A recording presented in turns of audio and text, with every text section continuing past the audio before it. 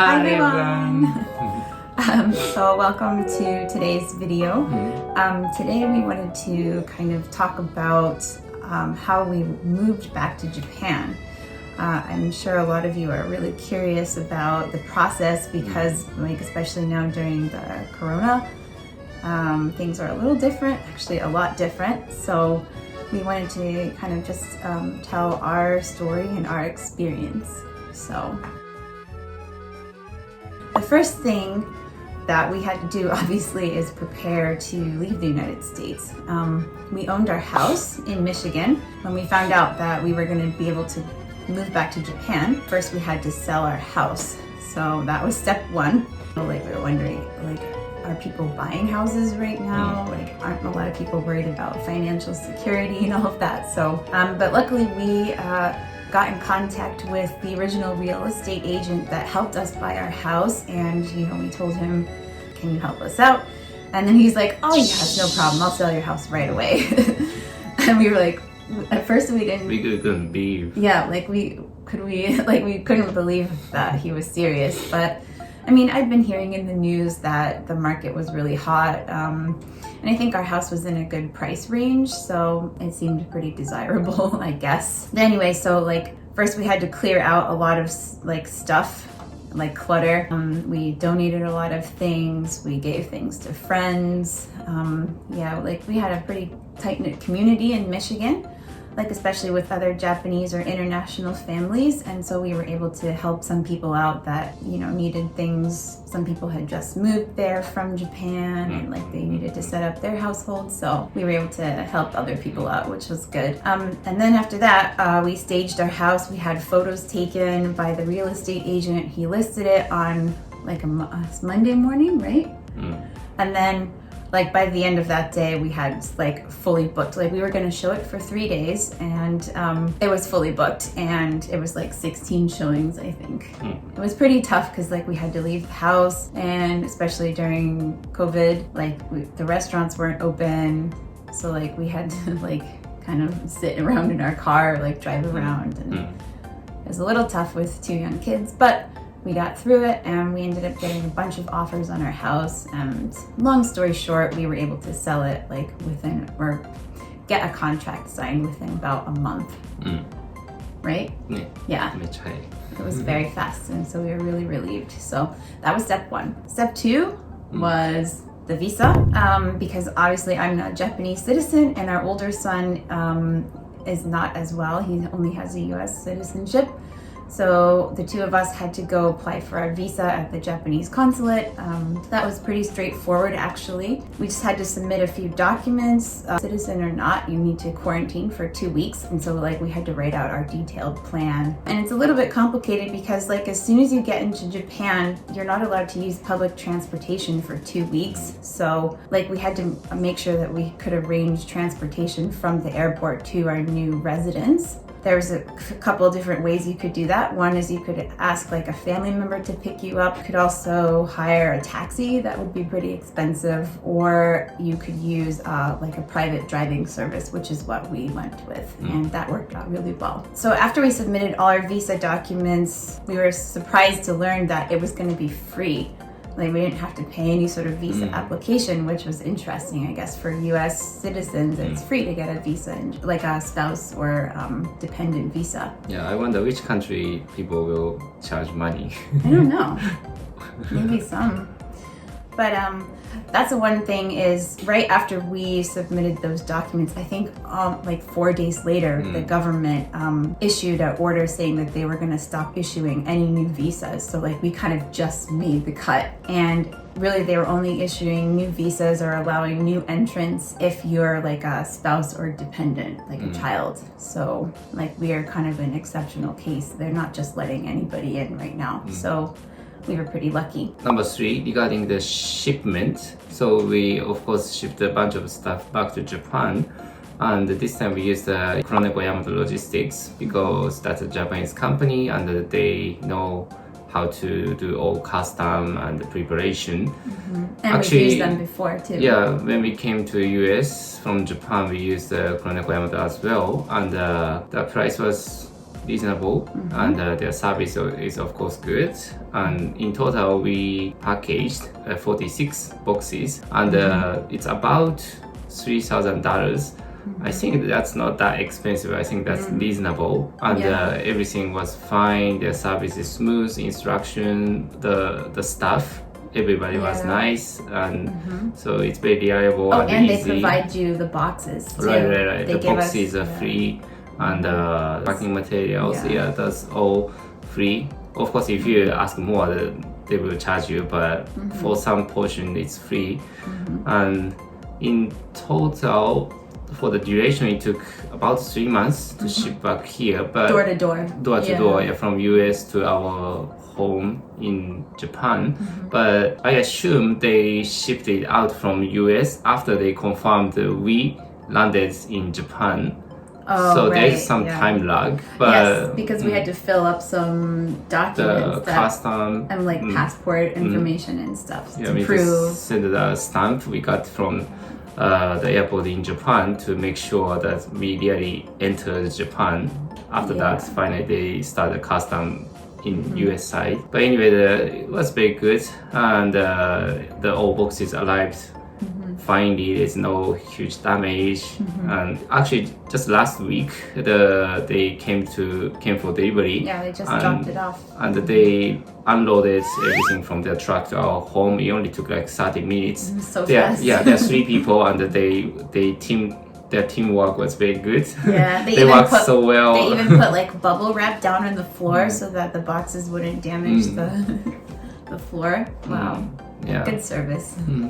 So we are very happy about their service. And also we had to prepare detailed packing list, because as you know, between a country to another country, the custom is very strict. You can't ship some like raw food or seeds or other kind of stuff. Items like guns or weapons or gasoline or something, chemicals. Yeah. And even if it's soap or some kind of like cosmetics, you have to write the details. That's understandable, I guess. Yeah. So just be prepared to be mentally prepared to provide those information to the logistic company when you move abroad.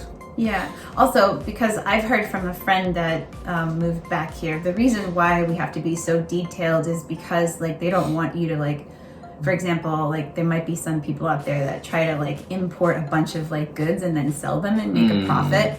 And so like, for example, when she moved here, she had bought like a kotatsu in Japan, and she was gonna ship it back to America, like brand new in the box, and they told her that she had to take it out of the box because they would like, there could be like a risk that she would try to resell it and make money on it, and then like she wouldn't be paying any taxes and stuff. So that's why. That reminded me. I have a friend. She lives in Brazil. Actually, she's like a Brazilian Japanese. So like once a year, she goes back to Brazil to visit relatives and the family. One time she brought back the washlet, the toilet warm toilet seat cover, the heated toilet seat cover. And at the airports in Brazil side, or maybe in Japan side, I forgot. The people wondered, are you going to use it, or you are going to sell it in Brazil? And she said, this is like a gift to my relatives or parents or family member. Yeah, that's interesting. Yeah. So like they're very strict about stuff. Like I think in recent years it's gotten even stricter too, because maybe a lot of people are selling things like black market or illegally or something. So anyway. And of course, before coming back to Japan, we had to find a place to live, and I did a lot of research in hours, days you were researching it.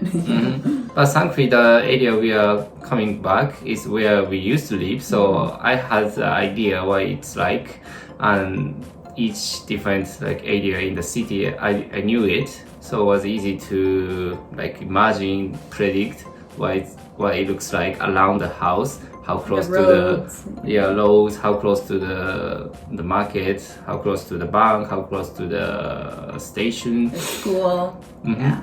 And the real estate we used this time was very nice, because ideally if one of us could come back to Japan earlier and visit the house in person, that would be the ideal.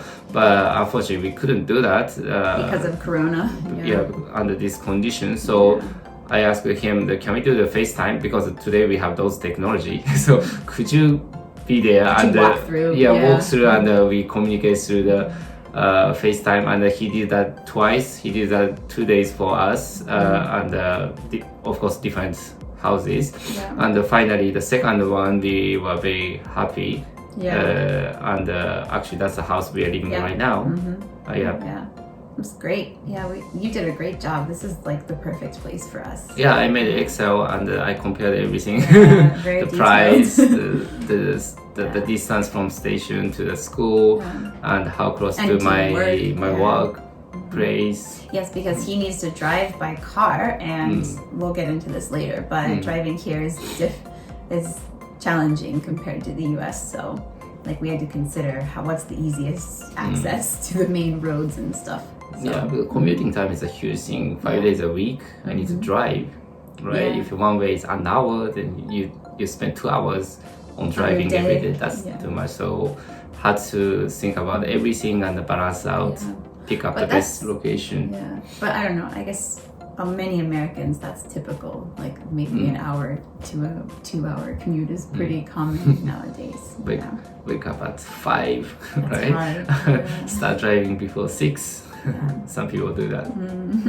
So moving on, the next step, obviously, after selling our house, getting our visa, and packing up and sending our belongings, was to leave Michigan. So after we closed on our house, we were able to stay in for a week, and we just finished getting rid of the rest of our things or giving to friends, selling our cars. We sold our furniture. And then we basically packed up we rented a car, obviously, because we had to sell both of our cars. We rented a big van. We loaded it to the brim, and we drove to the East Coast to stay with my family for a little while. So just to stay with my family for a little while and, kind of say goodbye to them, because we're not sure, when we're going to be coming back there. So, and while we were there, we also had to just take care of a few loose ends, close some bank accounts, and then the big thing was the PCR test. The PCR test is really tricky because you need to take within 72 hours of departure of the US. So in our case, we flew from JFK to Los Angeles, and Los Angeles to Kix. Kix is a Kansai International Airport. Because once you enter to Japan, you have to stay there for 2 weeks. You can't use public transportation, even a connecting flight. Right. From Detroit, there is no direct flight to Kix, Kansai, because that's where we are living now. There's only flight to Tokyo, but once you arrive to Tokyo, you have to stay there for 2 weeks for the quarantine period. So we had to choose the fly directly to Kansai, and there's only one option, which is from Los Angeles. So that's why we had to go to Connecticut for a while and take the flight from JFK to LA to Kansai Airport. So we have to estimate 72 hours from leaving the US. Which would be LA in our case. Exactly. So that's why our flight was... JFK. From JFK was Saturday 7 a.m. And from LA to Japan, that's 1:20 p.m. 1:20 p.m. and that's 4:20 p.m. Eastern Standard Time. That's why Wednesday 4:30 after... Wednesday after 4:20 p.m. technically we are able to we should take the PCR test.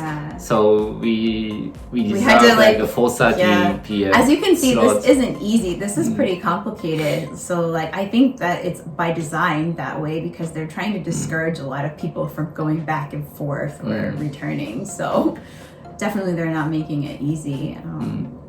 But luckily You know, we knew this, we researched it really well in advance, and so we were prepared. Yeah, and another big thing is it costs a lot because the insurance doesn't cover. So per person actually costs $160, and we are 4 people family, so simply costs $640.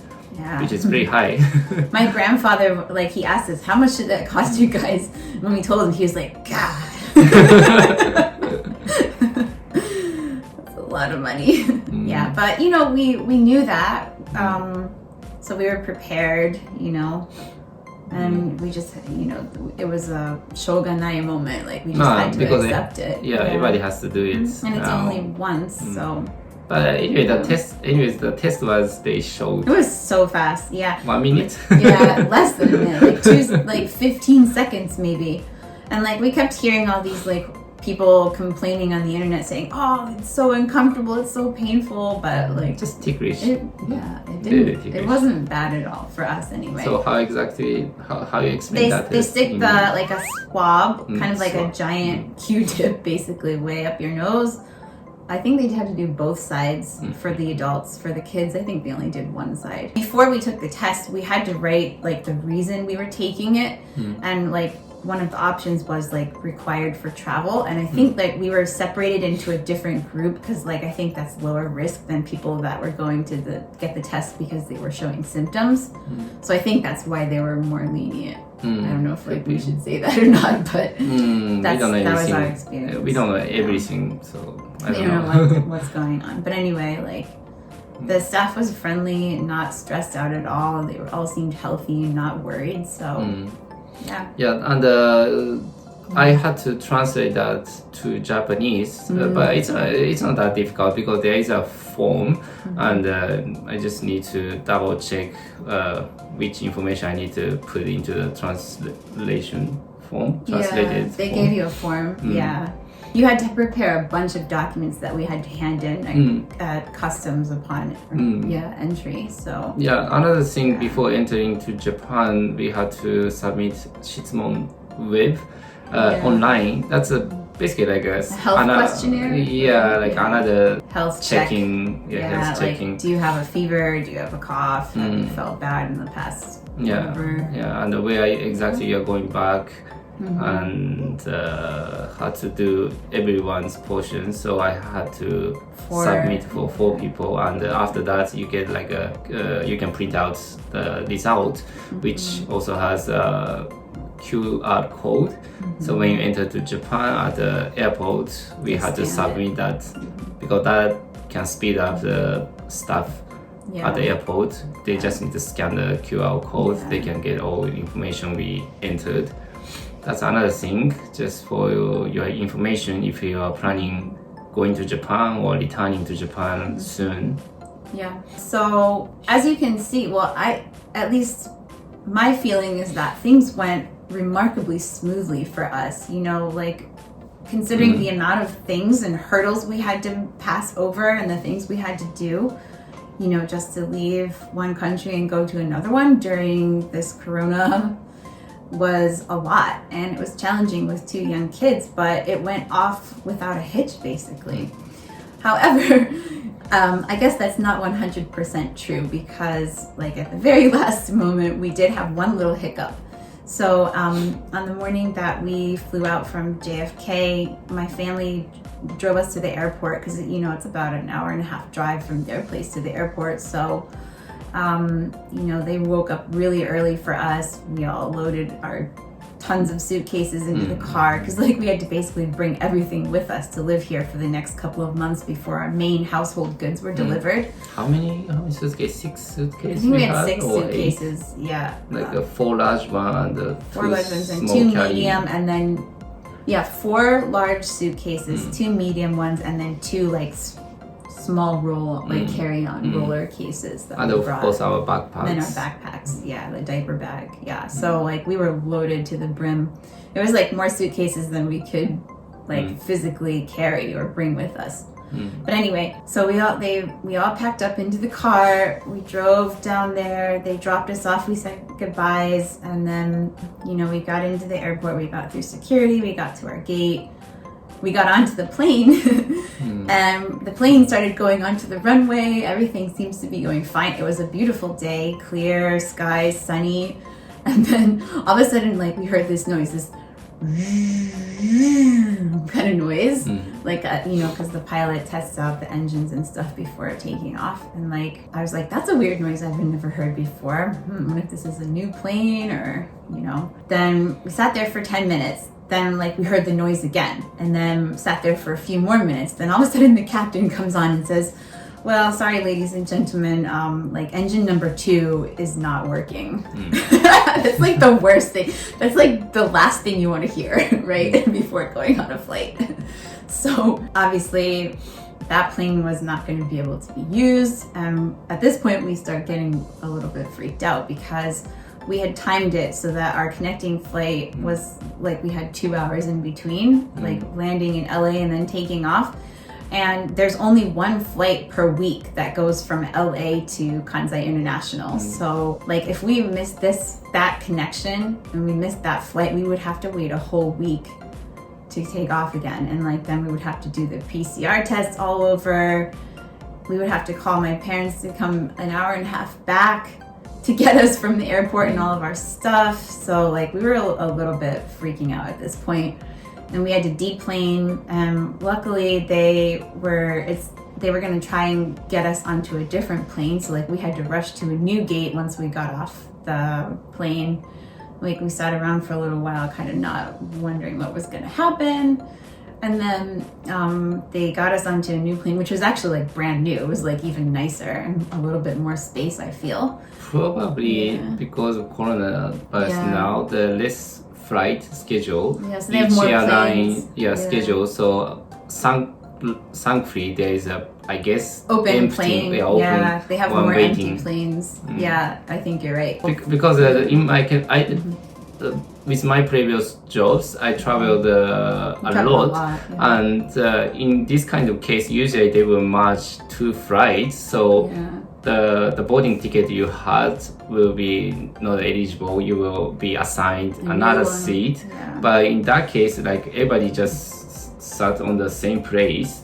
There's no other customer from different flights. So probably that airplane was totally open. Yeah, so they just moved everybody from this one to that one. Yeah, I was so lucky. So like at first it was almost going to be a total disaster, but it ended up working out by some miracle. Because so far everything we planned well, everything went well, and that's something like the flight schedule. That's something like you are not able to control. But like that's like kind of the biggest and most important thing too, is like actually physically going. So luckily we got there, so we took off, the flight was fine. We were able to sleep a little bit because like we had to wake up at like 2 in the morning. So like we were kind of sleep deprived, kids were hungry, but everybody was able to sleep on that flight. And when we landed in LA, we had like basically an hour, I think. About an hour. So regarding this flight connection, my experience worked because there's only, as we explained, there's only one flight from LA to Kix directly per week. Actually, the other week, a week before or following week, Saturday, the connection time is shorter. It's like like 2 hours. But I traveled a lot. I have a lot of experience. And this time with 2 kids, it's 6 years old and one and 15 months child. In my experience, that's very difficult. So I chose the week. We had 3 hours interval. Yeah, we had like a 3-hour layover. Okay. And thankfully that worked, because even if the flight from JFK was delayed like about 2 hours, but when we arrived to LA, we still had an hour before next flight. So if a week before or we chose a week later, we will run out of time. And the same thing had happened. Like we definitely would not have gotten that flight. Yeah, I think actually on our flight from JFK to LA, there were a bunch of other Japanese people too that were in the same boat as us. So I wonder, like, if, for example, we had been delayed even more, like, would they have notified the other airline? The airline. Yeah. Oh, yeah, because that was the other thing. We were switching airlines too. So yeah, from JFK was Blue. JetBlue, and then from LA to Kix was JAL. JAL. Yeah. Yeah. But anyway, so we got there. We had a little bit of time, not much, but we were able to grab like some quick food from one of the shops. That food was good. You got like a melon salad that was like so delicious. I don't know why, like just being stressed. Yeah, we were just hungry. Yeah, we were hungry too. But anyway, and then as I just said, our new airline was JAL, JAL, Japan Airlines, and basically from the moment we got through that gate and we're boarded, ready to board the plane, the atmosphere totally changed. It was all Japanese staff. It was only Japanese. So polite, so friendly, so accommodating. And it was basically only Japanese families mostly, or Japanese returnees. And there were a couple other Americans, but I think they probably... foreigners. You're not sure it's American. Yeah, it's true. Foreigners. That's true. Fair enough. Anyway, so I don't know, we just felt anshin, relief, or that we were in good hands and well taken care of. The staff was so helpful, especially there were a lot of families with kids, 2 kids and 2 adults, and lots of strollers and car seats and luggage to check and all this stuff, and they were just so accommodating, so friendly, so nice. And we got to our seats, and luckily we were in a middle row. We didn't book a seat for the baby. He was going to sit on our lap, but because of Corona, there's way less people flying. I wouldn't say that flight was full at all. There were a lot of people, but not probably full flight. I feel it's 40%, Really? 40% of the capacity. Yeah. Many seats are empty. Yeah, so actually we ended up getting an extra seat because we had the middle row with 4 seats. So yeah, in fact, the seats behind us, 4 the seats, row behind us was totally empty. empty. Yeah. When the baby got frustrated, you took him back there to just go go around. Walking Yeah. little bit. Yeah, and the row ahead in front of us only had one guy on the end. So yeah, it worked out really well. And this was my first time flying on JAL, and you've probably flown on it before, but wow, the service is so good. The food is good. And you can order alcohol. It's nomihodai. Yeah, we're not going to do that. We're not going to drink, but for some people that's heaven. Nice. Yeah, there were. In fact, I saw people next to us doing that. But yeah, the food was so good. It was it was like gyudon. 牛丼とあとそばとsalad. Oh yeah, the salad. I don't know. It's just so good. I was Healthy. Healthy. Yeah. less oily. Yeah, the minute you get onto the plane, you feel like you're already in Japan, and it was great. The food instantly is 100 times better. They even passed out snacks through the flight. They gave us ice cream. They gave us the Haagen-Dazs, a mini cup. Oh my gosh. あとオトトも And they gave us ototo and some other those kaki no tane. あったかな Yeah, and some other cookies and stuff. Yeah, and they brought a basket halfway through the flight. They brought a little basket with toys, and the kids both got to pick a toy, an airplane that you could make, and a ディスプレイ yeah, たら嫌で display. プラモデルなのか Yeah, so it was such nice service, and you could watch any movie imaginable, Japanese, English, Korean, Chinese, everything, French. Yeah, still the flight was long. It was long. Especially for The kids. Ray. Yeah, Ray. He was 15 months, I think, at the time, and it was hard for him. It was his first time flying. I think he did way better than I was expecting. Yeah, he didn't really cry that much, but he did get antsy and frustrated and wanted to move around a lot, and yeah, that was a little bit tough, but somehow we were able to get some sleep, and it was a pretty smooth flight. And finally we landed in Kansai at That was 9 no, or 8:30? Sunday 7 p.m. 7 p.m. Yeah. But by the time we got through all of the health checks and we had to take another PCR test there a saliva test. Yeah, we had to take another test when entering Japan, the border, Japan. And we had to wait for the results of that. So in all, I think it took like 2.5 hours. Yep. Yeah. And the driving company that we hired, they waited for us that whole time too, which was like amazing. Yeah. Yeah, for the test, because we have to line up like one by one or one family by one family. Yeah. And I would say the lining up and take the test took an hour, and waiting for the result took an hour. And meanwhile, we had to submit all other documents we prepared beforehand. So and social distance. Yeah, about 2 hours to get out. Also, that was Sunday night. When our flight arrived to Kansai Airport, I didn't see other flights arrived at the same time. Yeah, I think they probably are spacing it out so that you're not having multiple flights arriving at once. So because that would make it more crowded. Yeah. So if it's other day, if it's busier day, maybe it takes longer. Maybe it takes 3 hours before you're leaving the airport. Yeah. We were kind of one of the last groups to get out because the three of us, the three older people, so you, me, and Leo, we could take the the saliva test. So like we had to spit into like this little vial.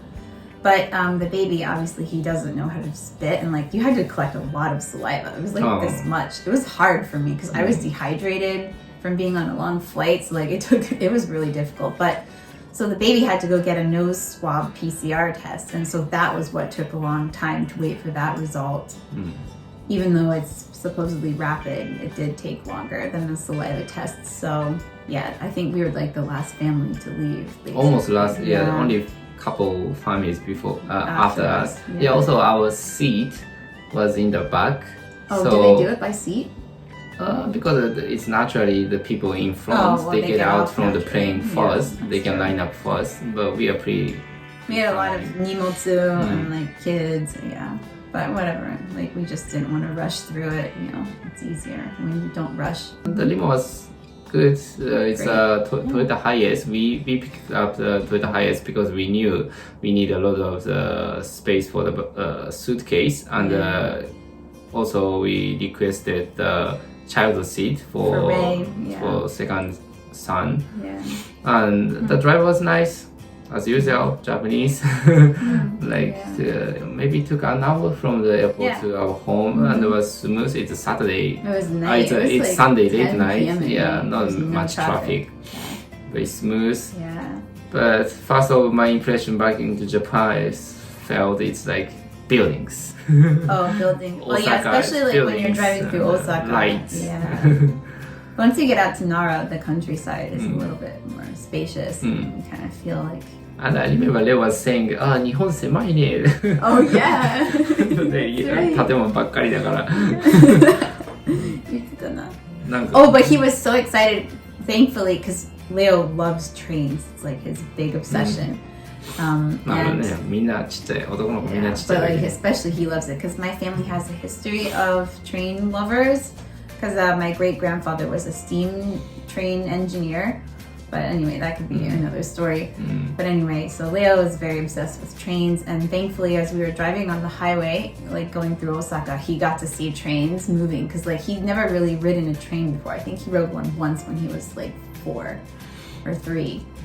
And like a commuter train. We rode like a steam train, like a leisure, what's that called?